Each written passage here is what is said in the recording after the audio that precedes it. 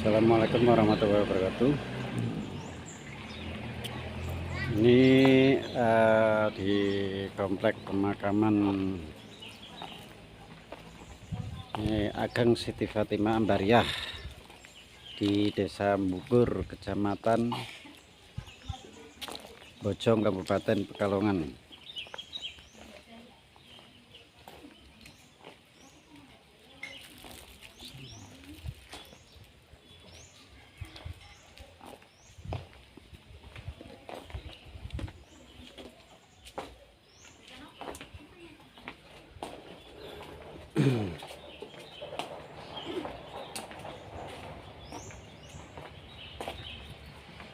Ini lokasinya asri dan adem banget untuk kita berziarah, bertafakur, dan munajat kepada Allah Subhanahu wa Ta'ala.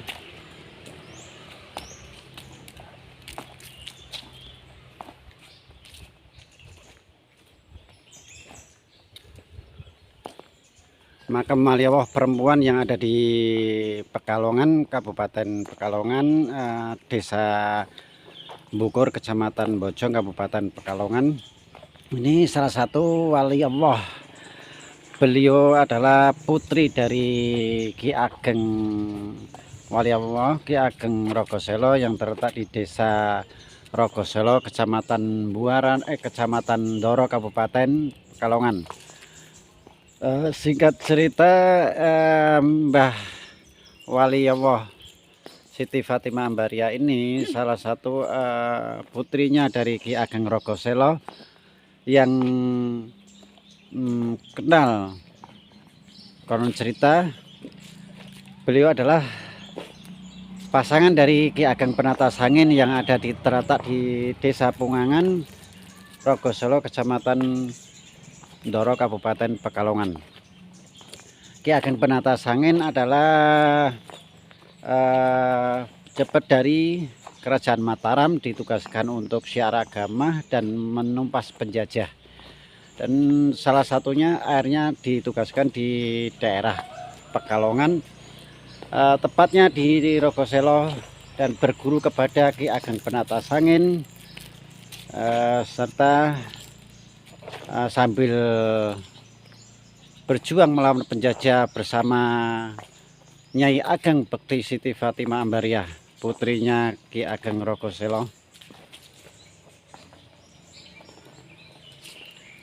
Serta ini Ki Ageng Penata Sangin ataupun Syekh Ki Ageng Penata Sangin yang terletak di Desa Pungangan ini katresnan kepada beliau Nyai Ageng Bekti Siti Fatimah Ambariah, dan Nyai Ageng Siti Fatimah Ambariah ini memberikan persyaratan dan fokus untuk belajar ilmu agama serta berjuang melawan penjajahan Belanda yang ada di khususnya Pekalongan, Desa Bukur, Kecamatan Bojong, Kabupaten Pekalongan. Ini ada salah satu juga makam leluhur, masih di kayak gini kan.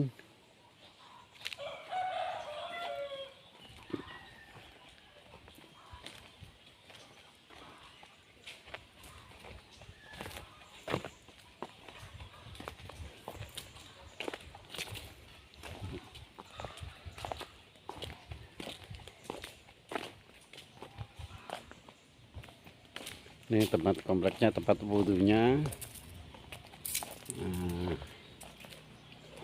Makamnya ini, bangunan makamnya sangat bagus dan sangat elegan.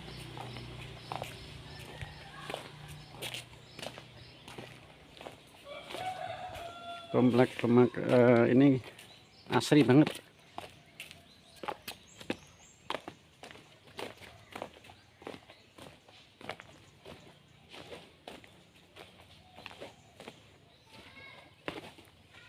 Sebenarnya di pemukiman masyarakat.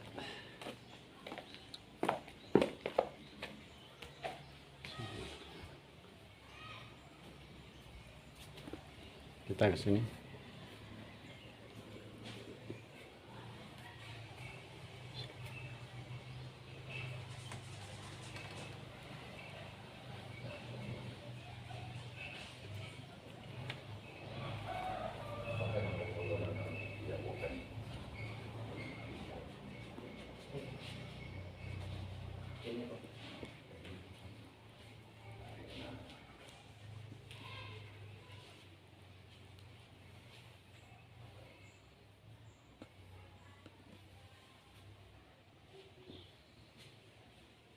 Ini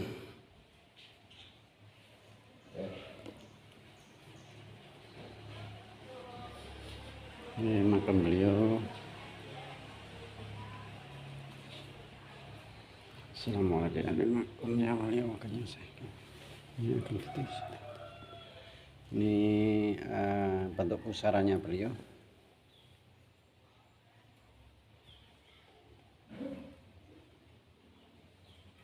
Yang ada gundukan tanahnya.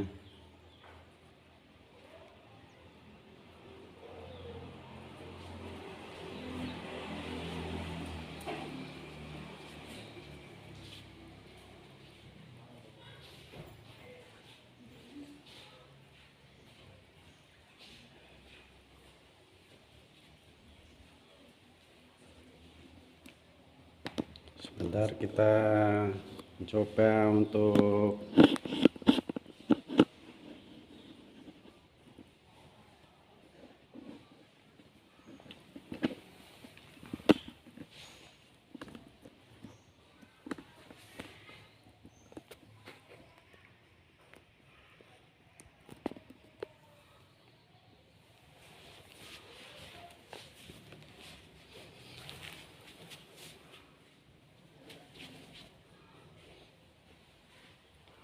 ini salah satu makam yang ada di Desa Mukur, Kecamatan Bojong, Kabupaten Pekalongan.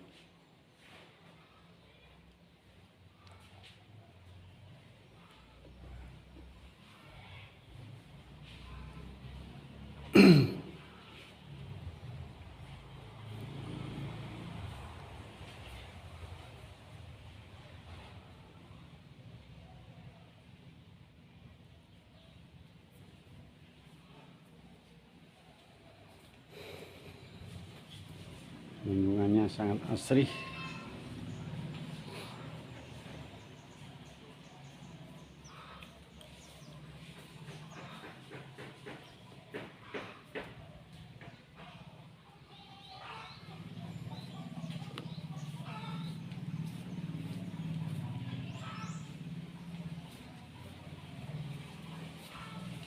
Terus mengikut Apa?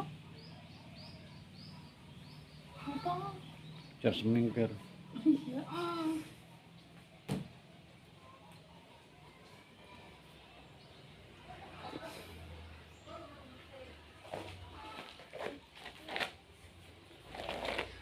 Ini kompleknya, ini tempat untuk berwudunya di daerah sini. Sekarang udah bagus.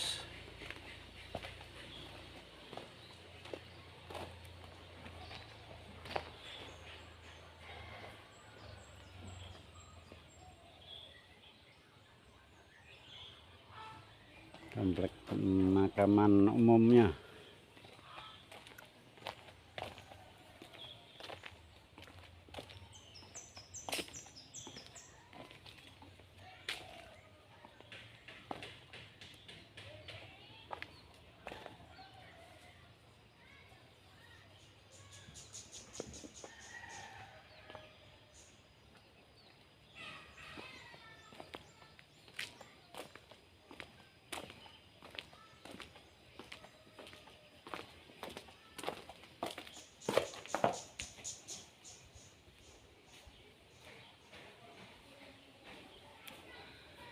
Sebentar, tadi masih ada orang berzikir.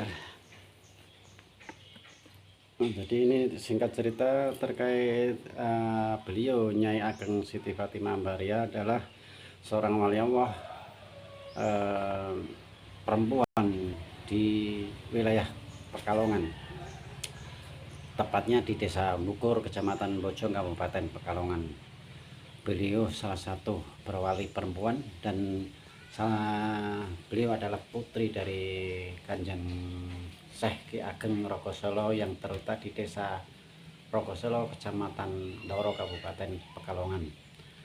Singkat cerita ini dari konon cerita yang terdahulu itu kan beliau adalah seorang ulama dan berjuang melawan penjajah, dan beliau ingin dipersunting oleh Kanjeng Syekh Ki Ageng Pernatasangin. Kita bisa kupas semuanya sejarahnya biar untuk memperkenalkan generasi penerus bangsa agar enggak kehilangan sejarah-sejarah leluhur-leluhur kita dimanapun Anda berada. Mari kita menjaga dan merawat cagar-cagar situs makam leluhur-leluhur kita yang ada di Nusantara ini. Kalau bukan kita, siapa lagi? Kalau bukan sekarang, kapan lagi? Mari alangkah baiknya kita guyub rukun untuk saling menghormati, saling mendukung, bersatu padu untuk menjaga ukhuwah Islamiyah dan menjaga tempat makam-makam leluhur kita. Sejarah beliau itu sangat luar biasa hebatnya. Jangan sampai ada oknum-oknum yang memanfaatkan, yang tidak bertanggung jawab memanfaatkan makam-makam leluhur kita. Mari kita hindari perpecahan, perdebatan karena perbedaan sudut pandang ataupun pemahamannya. Ini sebentar lagi saya mau masuk dulu untuk berzikir, bermunajat kepada Allah Subhanahu wa taala. Dia hadapan pusaran makam Mbah Wali Nyai Ageng Bekti Siti Fatimah Ambariah, putri Kanjeng Syekh Ki Ageng Rokoselo, pinangan Kanjeng Syekh Ki Ageng Pernatasangin. Beliau terletak di Desa Bukur, Kecamatan Bojong, Kabupaten Pekalongan. Banyak kisah-kisahnya. Beliau ada yang versi lain, beliau udah dipersunting, diperesti oleh Kanjeng Syekh Ki Ageng Pernatasangin. Ada yang versi yang lain, beliau lebih fokus untuk menjalankan ibadah syiar agama dan menyebarkan agama Islam serta berjuang melawan penjajah zaman waktu itu. Bukan menolak tapi memilih dulu untuk syiar agama dan melawan penjajah. Beliau seorang pejuang dari putri Kanjeng Syekh Ki Ageng Rokoselo. Beliau seorang ulama dan seorang pejuang bangsa kita, khususnya di daerah Desa Rokoselo, Kecamatan Doro, wilayah sekitarnya. Itu Kanjeng Syekh Ki Ageng Rokoselo. Dan akhirnya jasa-jasa beliau kita kenang, kita hormati, kita datangi. Ini tujuannya bukan makamnya, tapi mengenang jasa-jasa beliau, sosoknya. Kita bukan menyembah ataupun menyembah kuburan, hanya yang kita sembah hanya Allah semata. Kita yang namanya manusia hidup, bukan berarti kita nggak boleh bersosialisasi ataupun kita jangan terlalu dungu, jangan terlalu dangkal pola pikir. Beriman, menyembah, berdoa, berzikir kepada Allah, hanya semata-mata kepada Allah. Lah kekasih Allah. Kalau kita kayak gini aja, simple. Wali-wali Allah, leluhur kita itu kan sama saja dengan ibaratnya itu adalah kedua orang tua kita. Kalau kita nggak mau menghormati, hukumnya bid'ah.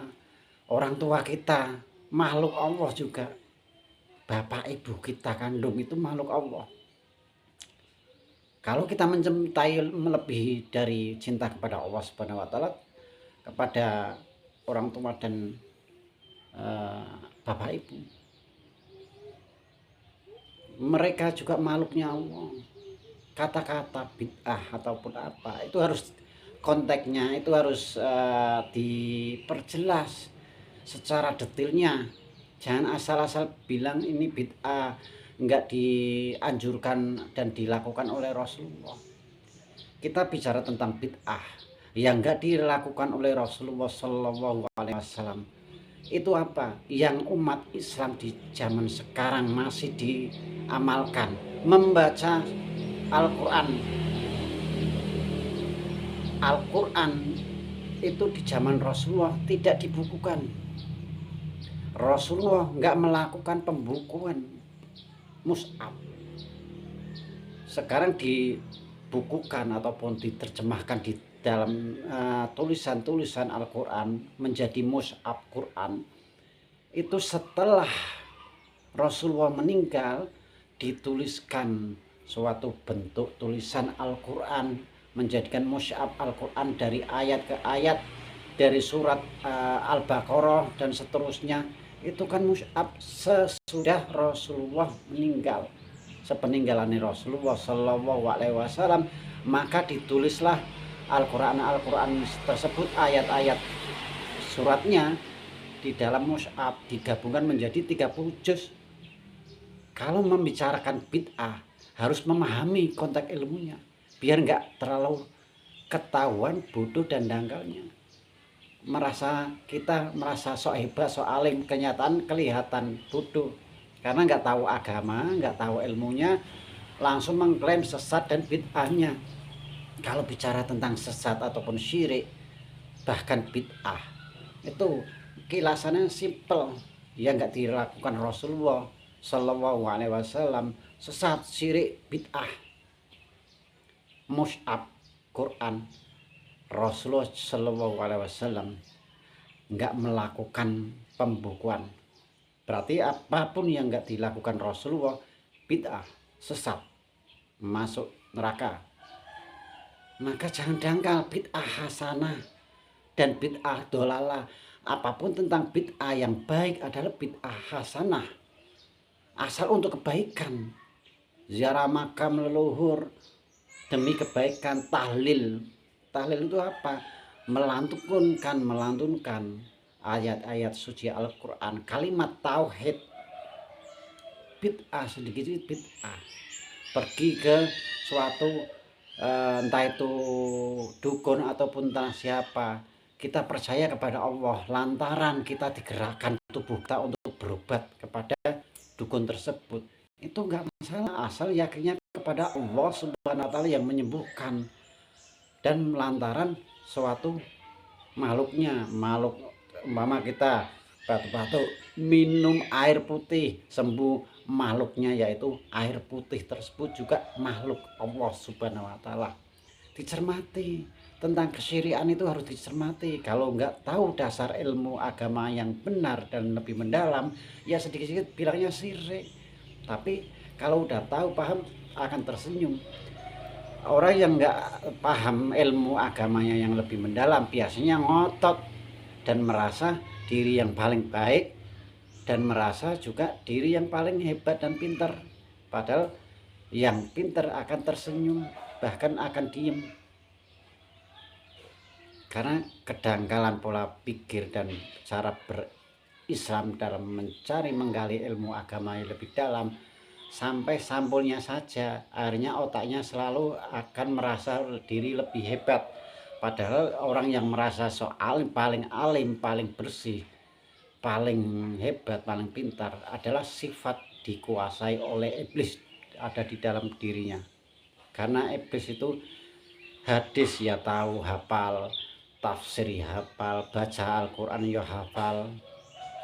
Yang enggak dimiliki sifat iblis itu apa? Akhlak yang baik, merasa diri yang paling baik dan hebat. Maka iblis berkata, aku lebih baik dari kalian. Kalau ada seseorang yang merasa diri yang lebih baik dari orang lain, niscaya hati dan batin serta badannya udah dikuasai oleh iblis. Sebenarnya itu sifat iblisnya ada di diri kita. Demikian, apabila ada kata-kata kurang berkenan bagi semuanya, saya mohon maaf yang sebesar-besarnya karena tidak luput dari kesalahan dan kita tidak menyinggung, hanya untuk saling mengklarifikasi atau meluruskan. Ayo kita menyebarluaskan untuk kebaikan. Fastabiqul khairat. Marilah kita berlomba-lomba untuk berbuat baik. Jangan sampai kita tergelincir di dalam racunnya dunia. Ad-dunya kal hayati. Demikian, apabila ada kata-kata kurang berkenan, saya mohon maaf yang sebesar-besarnya. Akhirul kalam wabillahi taufiq wal hidayah. Wassalamualaikum warahmatullahi wabarakatuh.